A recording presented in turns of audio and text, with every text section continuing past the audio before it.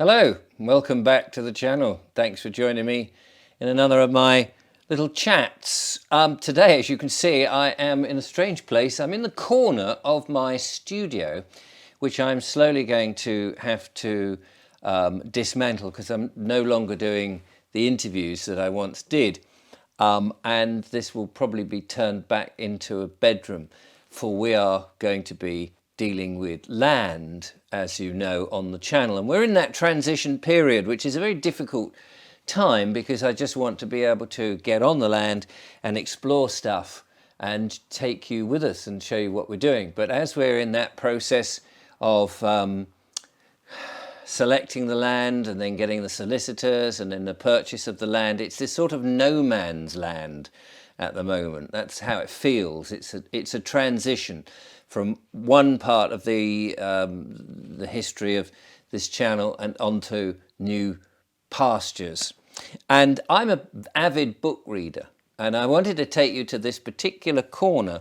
Now, if anybody comes into my house, they'll know that they'll observe I have books everywhere, all over the place. And over the years, I've been just, I suppose it's a bit of an obsession, really. I see a book, I go into a second-hand bookshop, I end up buying them. I think books are amazing things. They are brains. They're the minds of people, the thoughts of people encapsulated between two covers, and it's just wonderful. I don't know whether you're a reader or not. Everybody seems to, venture online and stay online, but I am very much somebody who will collect books, pick up books, and just read them at random. And sometimes I don't read the whole book. Sometimes I only read a little bit of the book. It depends what I'm looking for. And sometimes if I'm bored, rather than pick up my phone and just sort of watch a mindless YouTube video, maybe this is one such one, I will actually just pick up a book and read a paragraph or two at random from anything. And my range of books is an eclectic range, a lot of history, and also a lot about England and about the land. And there's just so many books that if I had time, I could take you through it, but you'd be bored senseless. I've got a little pile of books I wanted to share with you. I'm filming in a slightly, it feels like it's a little cramped in this area, but this is just one of the bookshelves. It has a huge collection, a wide collection, I should say, of things that people have sent me during the last 2.5 years. People who've been on the show have sent me stuff about lawfulness and spiritual stuff, as well as land-based stuff and health.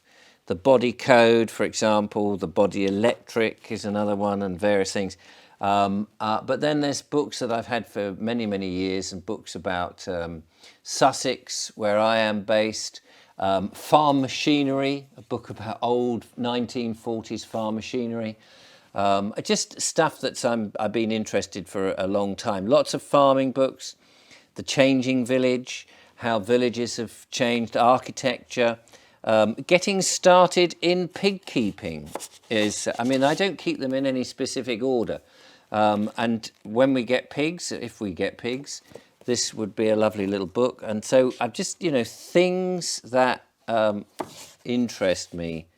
What was this one here? Sit and Sing Small, which is, this was sent to me, I think, by somebody who moved in about the 1940s to a strange house down, if I remember rightly, down on I can't remember the name of it, there's something peninsula down in Sussex near, where was that near? I'm showing my ignorance now. I did read it, actually. It was a fascinating book. But anyway, so these are a number of books. Dorothy Hartley, no connection to the lovely Julia. The Land of England. And this is lovely because this is a book that talks about all the old traditions and different things, such as a scythe, making hay ricks, the woolly sheep, talks about what you do with sheep, and all the old traditions. She was a master of collecting all this old information. Now, this all appeals to me very much. And in what Julia and I hope to do is to sort of bring back some of those old practices, not necessarily in the way that they were done then, but, you know, there was so much good stuff in the past. I've got this tome here on agriculture, the scientific and practice of British farming. This was from sort of like 1940s, and it's starting to show the early machines that came in, the insect pests of wheat, talks about barley, selecting seeds, turnip and swedes, vetches, and it's just got that old information before we really went into the industrial farming. So I find that really fascinating. A lot of A.G. Street books, for those that know him. He was a farmer in Wiltshire. Anyway, so I've got a little pile here I wanted to just quickly show you today. This one, the Biggleswick, the town that wouldn't comply, is nearly ready. I just wanted to keep that on the tip of everyone's tongue, just to let you know in case you suddenly thought that was not happening. It is happening. I'm halfway through the final proofread, and then we'll be getting it out to you, which is good. This was, I don't know if you've seen, there's this guy, I think his name's Samuel Lewis.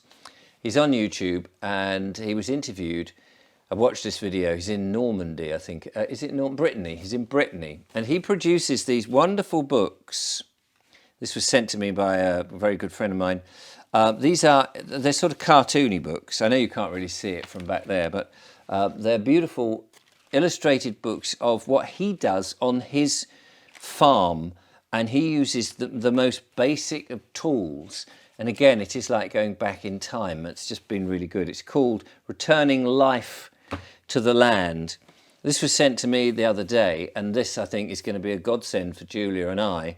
It's called How to Store Your Garden Produce. And something that was going through my mind for a long time is, well, if you have a veg patch and you've grown all this food, let's say you have an abundance of potatoes or leeks or carrots, can you eat them all, or would you get bored of them? And what are you going to do? You just have to try and eat them all very quickly before they go off. And it hadn't occurred to me, see, this is why it's so exciting to be learning all this stuff, is that you store them, not in your fridge, not just basically just shove them in a fridge or deep freeze or something like that. There are many different ways of storing your food.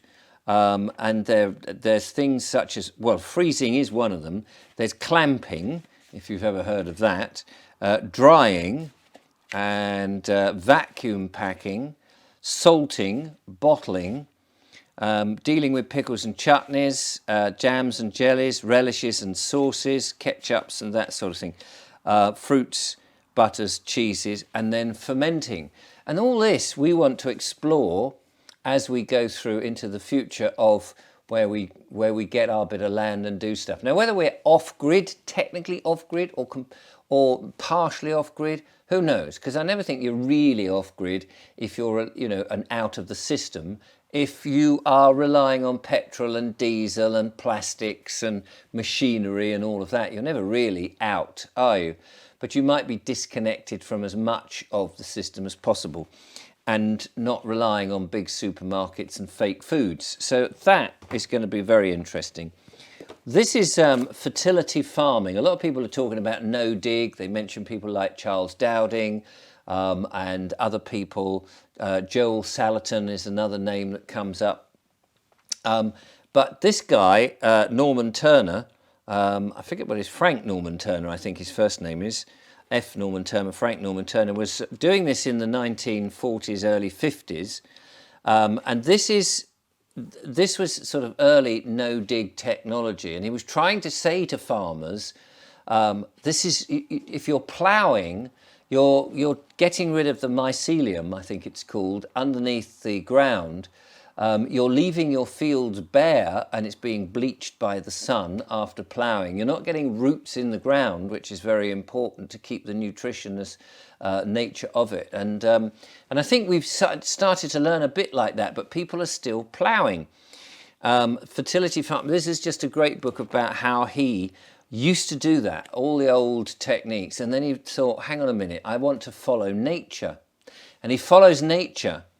And he discovers that nature knows far better than man. And that was a fantastic book. Other books we've got, Wisdom for Hen Keepers. I think this was sent to us, and was a beautiful book, actually. I believe it was sent to us. And again, it gives you, tips about the varieties, tips about how to keep hens and chickens. And they may well be the first animals that we get when we get our land and we get going. Everything's going to take a long time, as you can imagine. I mean, I assume there may be clearance work on the land. We may have all sorts of things to dig up. There'll also be the soil regeneration to get back into normal. We may just end up having to plant everywhere a cover crop of some description to put nitrogen in the ground.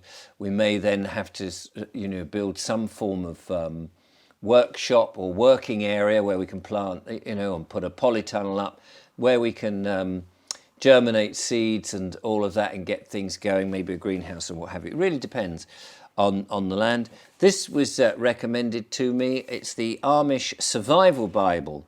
And again, it's another similar thing, but it tells you what the Amish do and how they generate electricity, how they can their foods, solar, wind and water power for Amish living, water purification without electricity, and just, again, it's part of that learning curve. And it's lovely to have a reference library when you're perhaps on land that maybe there may not be an internet connection, there may not be a phone mast nearby, and having that personal library. And this was sent to us some while ago, beautiful book, this Practical Self-Sufficiency, with lots of, beautifully illustrated, lots of guides to how to do certain things.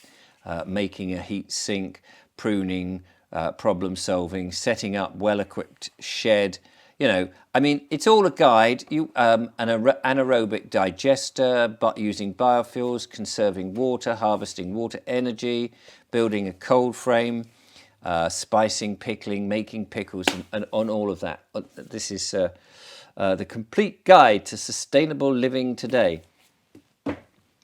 And there's just a myriad of these books, an absolute myriad of them, all over the place.